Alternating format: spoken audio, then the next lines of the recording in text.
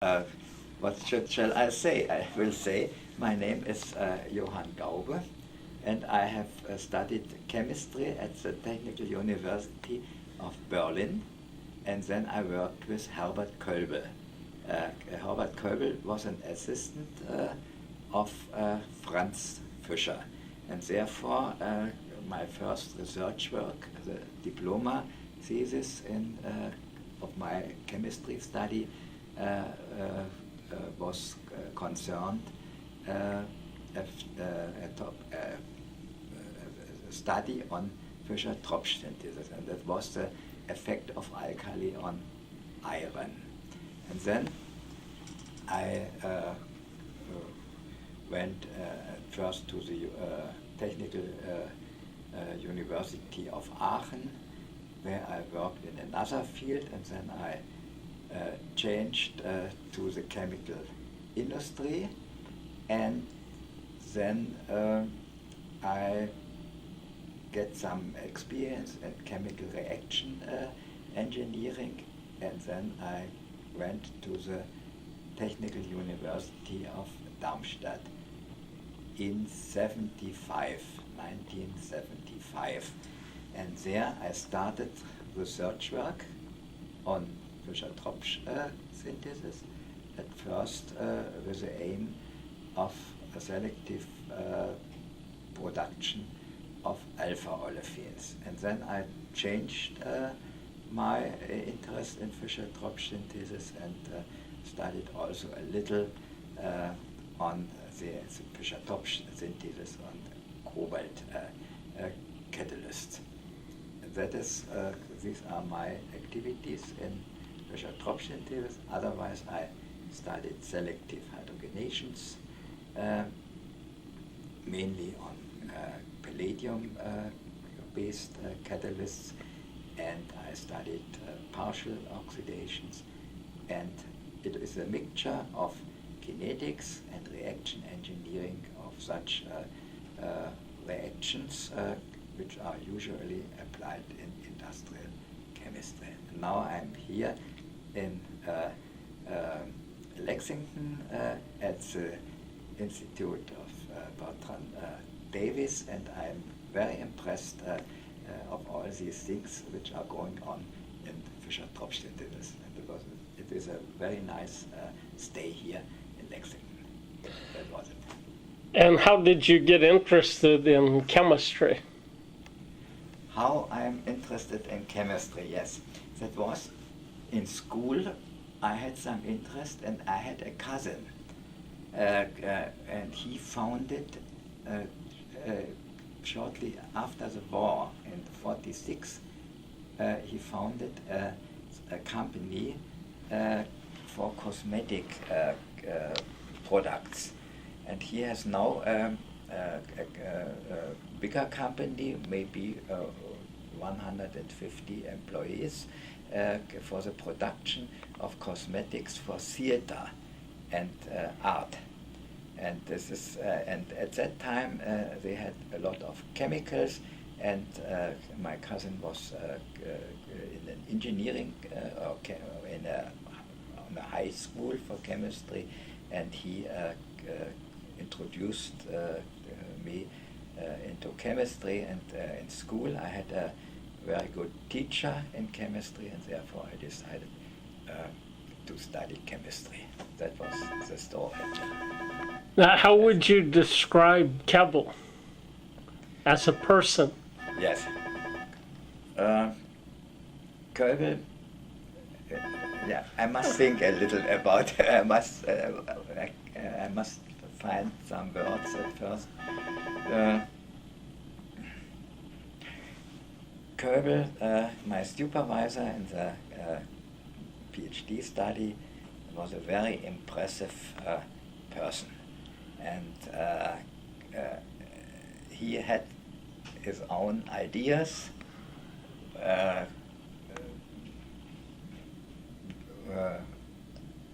whereby we, the students, didn't follow in every way, but he was very an authority and we didn't dare at first to contradict to him. But it was a very nice time with him, and he was a very cultivated man. He was interested in music. He was a very famous player of the flute, and he edited also concerts and found them in old papers, for example, of Telemann. He edited old concerts, flute concerts in particular, and then he was very interested in art and sightseeing of architecture and so on. And we all who are working with him at that time, we were very inspired to do this also lifelong. That is, I remember the time with Kolbe with great pleasure. That is. In conducting research, how did he interact with you? Yes, he interacted. No, this is a very difficult, very difficult to tell you. He interacted.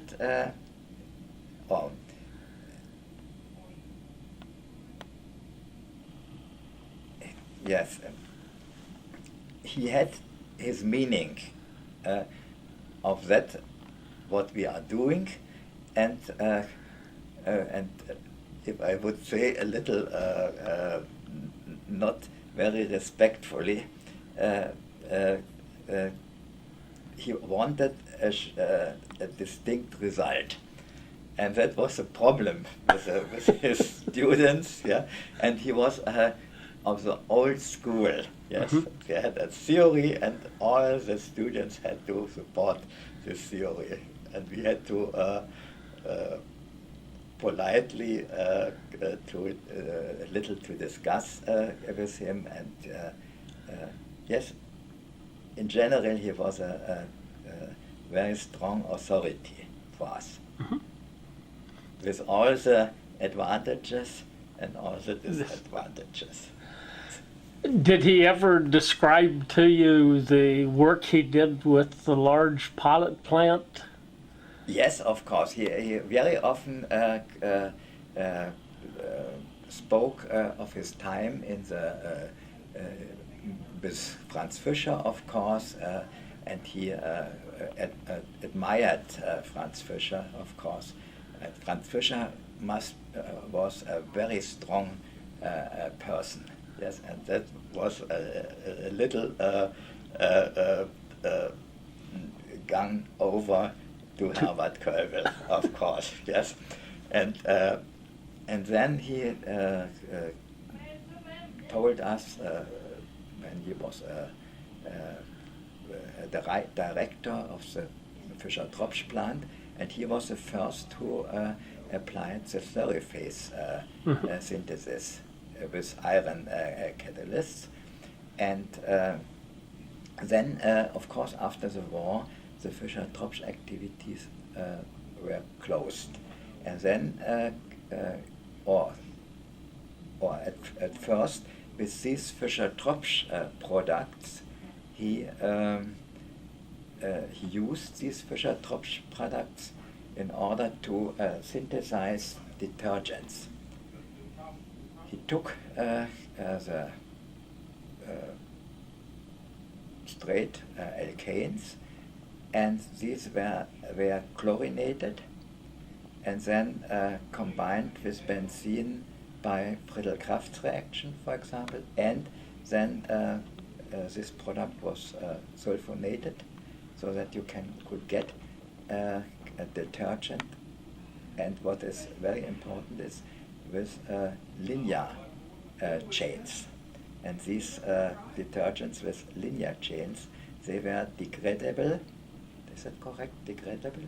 Degradable, yes. Degradable in the biological wastewater treatment.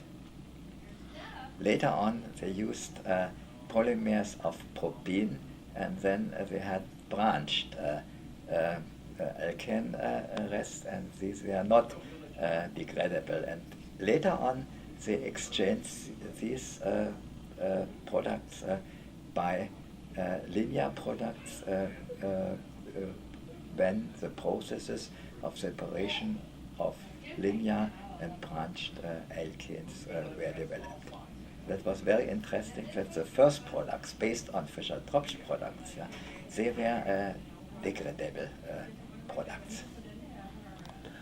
That was some aspects of Gauble's work at that time, and then Gaube changed to the university, I think, in 1953. There were also only a very few years after the war when he worked in the industry. That was a company, Rheinpreußen, which doesn't more exist, or the plants exist in another combination. Now, how big graduates, how many students did he have working with him when you were there? When I was working in the institute, maybe there were in the group of Fischer-Tropsch synthesis about maybe 12 graduate students, and he supervised also another group. There was a group of, they made research work in the field of detergents, and another one was more chemical engineering process, and there was a co-worker of him, Werner Siemens, and he were graduated by Ewald Wicke, a famous physical chemist, and he introduced us into chemical engineering, separation technique, and also the first attempt to introduce chemical reaction engineering in the university education. That was a very nice time, and Gaube, he was not very experienced in this field of the modern chemical reaction engineering, but he had a distinct feeling that this is a field of great importance, and therefore he introduced it, and he found co-workers who could do the special work in this field. And that was his merit, in this work. What did you work on for your thesis with him? I didn't understand. What was your research my under? Research in the PhD study, yes. Gaube used or tried to use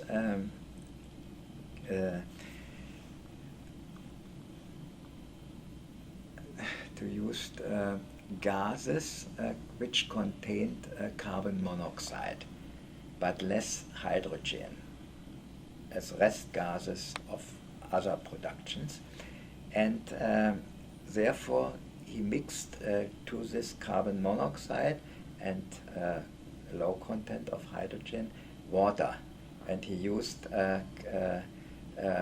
iron catalyst because iron catalyst also catalyzes the water gas shift reaction, and this was a subject of study of our studies, and he tried to do it with several catalysts, with cobalt catalyst, iron catalyst. And in my PhD work, we had to compare, or I had to compare these three catalysts. And therefore I could give a reaction engineering characterization of the typical properties of these catalysts, nickel, cobalt, and iron.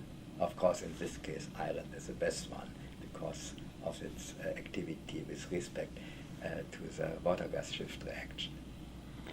Now, who did he get to do the chemical engineering type theoretical work?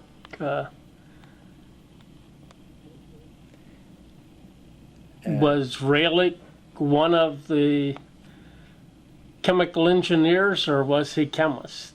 He was a chemist. He was an organic chemist, and his supervisor and his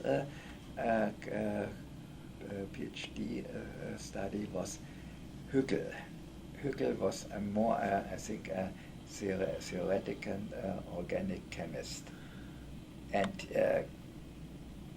Gaube, he was, he had in school, he was on a so-called humanistic gymnasium in Germany, and there was more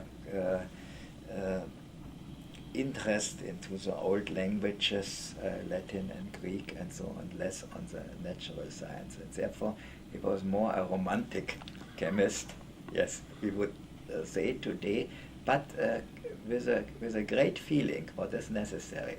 And his merit is things which he could not do. He had to not the skill to do it, to find co-workers.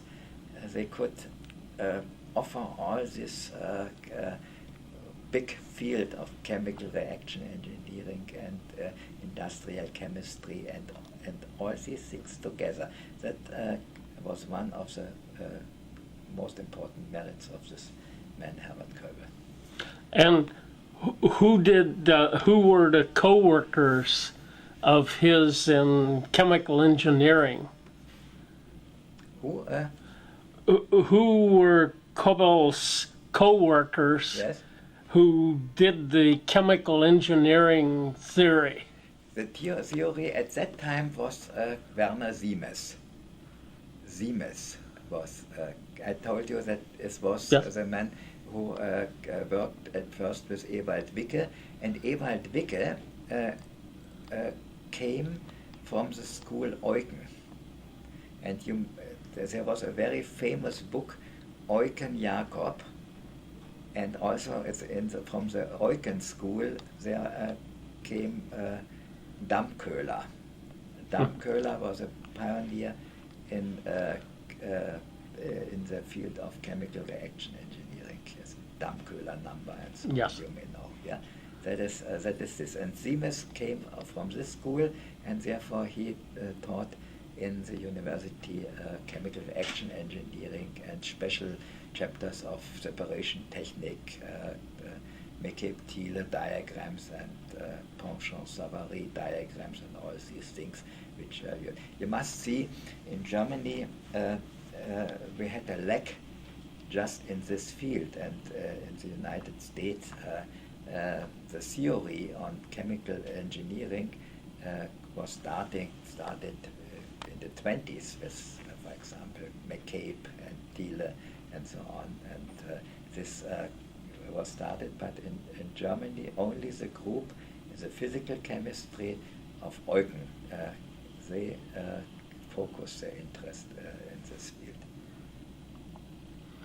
And how did you get interested in looking at the alkali effect? That was the title of my diploma thesis. Oh. Yes, Gaube gave me I had to prepare a series of iron catalyst and I added different amounts of alkali to the catalyst, and then I And then later on, I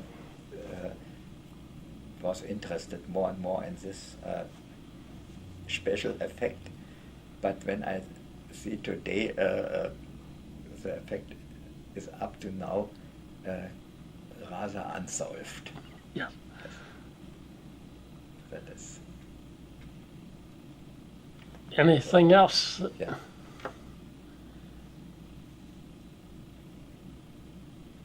So what should I say to this alkali effect? Yes, yeah, that's a very strong promoter effect. But the reason that we don't know more about this effect is that we have another lack, and that is we don't know the real mechanism of the Fischer-Tropsch synthesis, and it is still in discussion. And I think it is very complicated, and therefore I think we must wait a longer time that there will be